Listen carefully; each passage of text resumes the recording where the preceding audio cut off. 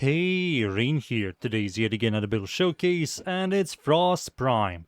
Today I'm going to show you only one build, so let us immediately start.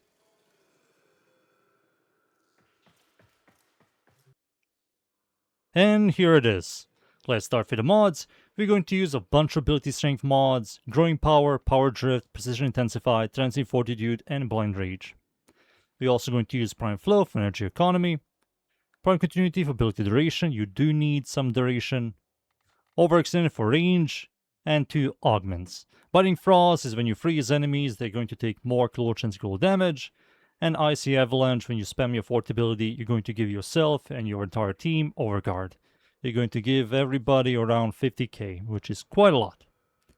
These are the mods. For the Arcanes, Arcane, Ice Storm, when you freeze enemies, which we always will with his fort ability, you're going to easily cap this, giving yourself 40% ability strength and duration. And the second Arcane is the brand new one, Arcane Sculpture.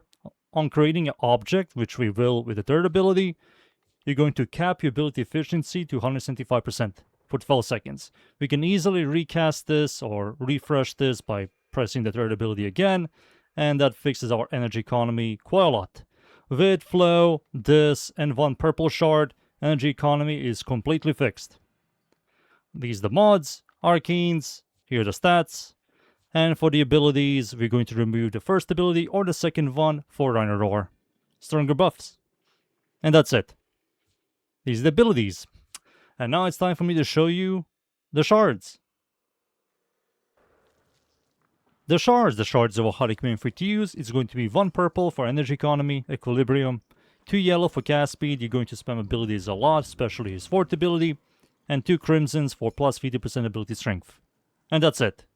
These are the shards, and now it's time for me to show you the abilities. The build is quite simple to understand. You're going to go into a mission, you're going to press your third ability, that's going to give you Arcane Sculpture, 175% ability efficiency. After that, you're going to press your fourth ability once, that's going to cap Ice Storm, and then after that, you're going to press Rhino Roar, which is going to give you a really powerful buff, and then start spamming your fourth ability. Every like 6 to 7 seconds, you're going to recast your third ability to give yourself Arcane Sculpture, and then start spamming your fourth ability. Your main ability to generate Overguard, to freeze enemies, crowd control, and do a lot of damage to them. You're going to have around 56,000 Overguard for you and your entire team. Energy economy is better, buffs are stronger, and you will perform much better than ever. This one Arcane made a huge difference on Frost. A massive difference on Frost for survivability and damage. And now it's time for me to show you this build against the Steel Path enemies. So, let's go. And we're in. I'm up against the Corrupted Enemies Mod Survival Steel Path. I'm going to show you this build.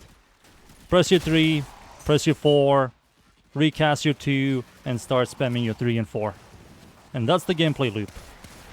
We have 59,000 Overguard, that's once you cap Ice Storm and get Growing Power. Nearly 60,000 Overguard, which is quite a lot. You get this thing in seconds.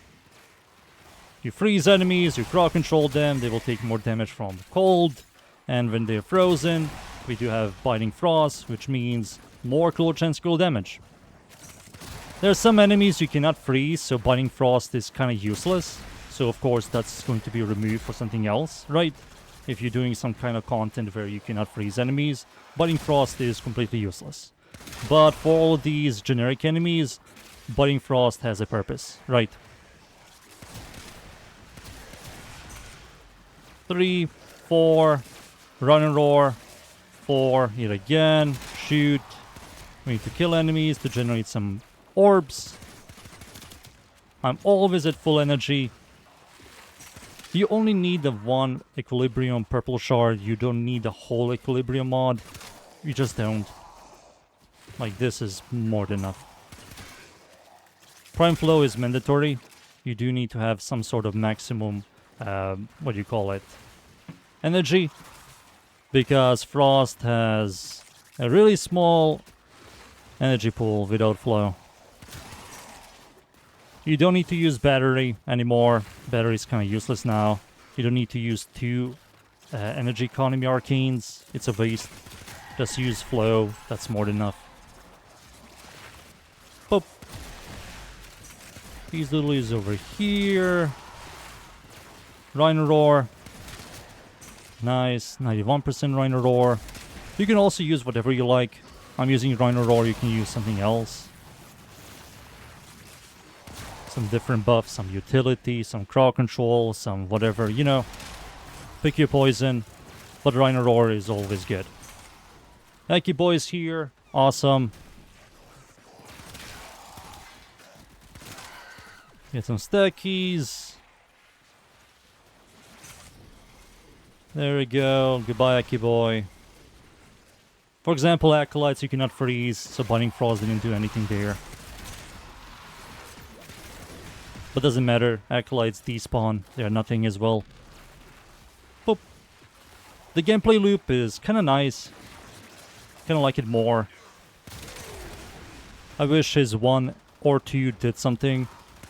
Because the moment you remove one of those abilities for helmet ability, you still have a 1 dead ability, right?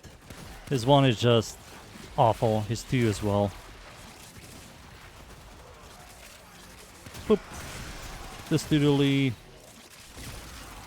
Switch to this weapon now. Globe, freeze, shoot. And yeah. I fixed all the problems. You can toss Frost on any content. You will do absolutely fine. And I believe you guys seen enough. Time for me to leave, boys. And be right back. And there you go. Frost Prime is much better. He still has a couple of dead systems, couple of dead abilities on him. Kind of useless still.